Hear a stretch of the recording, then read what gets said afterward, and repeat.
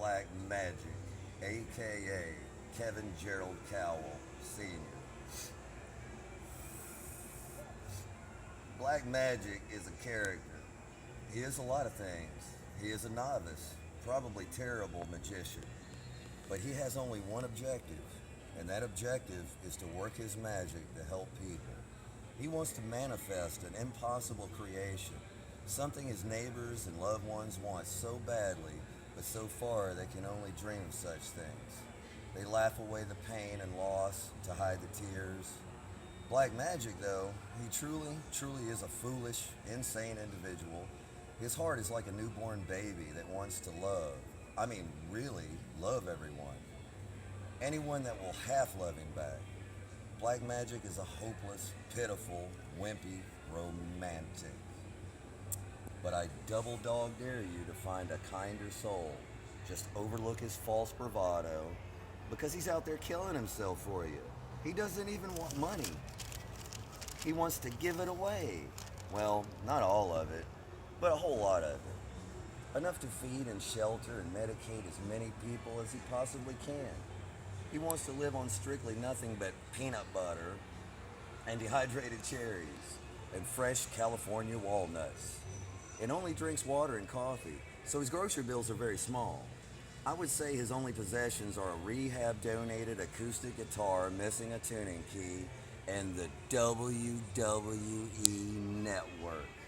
He reads his Bible a lot, if you haven't noticed, but he doesn't ram it down on people, like those obnoxious jerks in Orlando, Florida on Orange Street on Friday nights screaming at innocent comedy club spectators, screaming through megaphones, "You're gonna burn in hell!"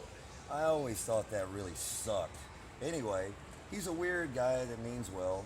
One thing's for sure, there's never been one like him, and there'll never be another. I mean, he is super whacked out of his head. You should probably know he's bipolar. Don't bring it up though, it's a trigger. Magic was born in Jackson, Tennessee. Parents moved to Raleigh, James Road in Memphis, Tennessee. One day his dad let him buy the first Boston album. It was in the new release section. His dad was working at a gas station. Money was super tight, but Dad bought it for him. He went straight to his room, to his 8-track player, rammed it in, cranked it up, and went into another dimension. Suddenly, different things made sense that would never make sense in the real world. Like air guitaring in the mirror, feeling like a god, everyone loving you. This invisible energy is possessing his body. His mother was severely schizophrenic. A lot of abuse. Dad was actually drunk and high and turning a blind eye, so music and literature became his getaway. Knives and lighters became tools for self-mutilation. Lithium turned him into an eggplant. But God never left his side, and he knows that. He's strange, but he truly is a magic man. Please be easy on him. Just kidding. Kick his ass. He's like a wind-up toy. The more you wind him up, the more fun he is to watch. Magic is the safest home for this crazy dude. Obey your parents. Obey your teachers. I love you. He used to keep pets, but he became such a germaphobe, they had to go. His main job is a janitor at a linen, it's a big laundromat, let's be honest, for many regional hospitals and a VA hospital. He takes pride in that he somehow contributes to help the veterans. He contributes by pushing himself to learn all the departments. He's still learning sign language in order to communicate with his deaf coworker, Rodney. Hey, Rodney, I know you can't hear me, but I love you. Oh, let me do it. That's good morning. Okay, love you, dude. We can say good morning together. He thinks that is super awesome because it is. Sometimes he gets overbearing, but it's not ever on purpose. He's just happy and excited about you at that moment. He wants to make every moment as happy as it can be. He craves laughter. He feeds on happiness and joy.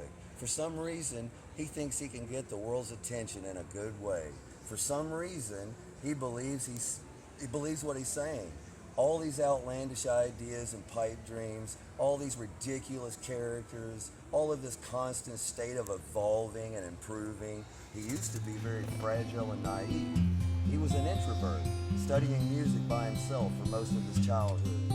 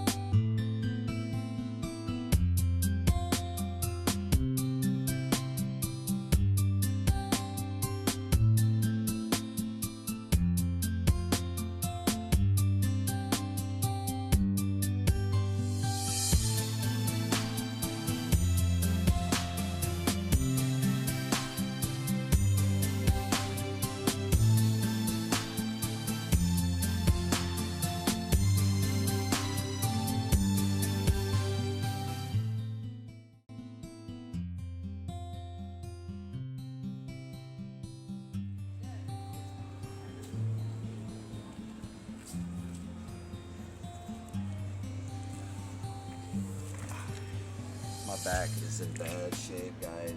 I mean, my magic makers. I have a slip disc in the third and fifth lumbar of my spine, and I got hurt at Ingalls Shipyard in 1989. I was a shipper, the worst job you could possibly ever have.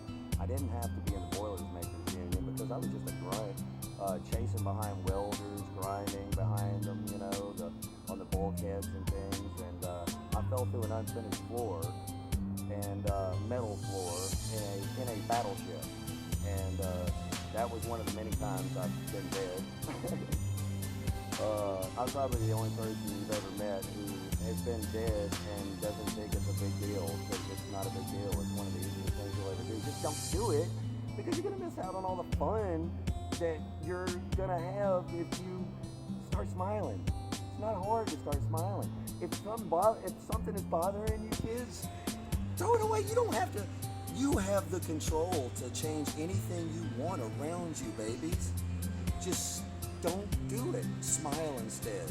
Be happy. You've got a lot. Everybody's got something to be happy about. It's called being alive, being a flower, blossoming and shining and learning about this world and how awesome it is. It's time to be a proactive person about that. And the more you do it, the more you'll start loving and noticing. I never knew this person was so awesome. Yeah, well, if you weren't selfish, you would have found that out a long time ago. Voila, black magic. Mwah.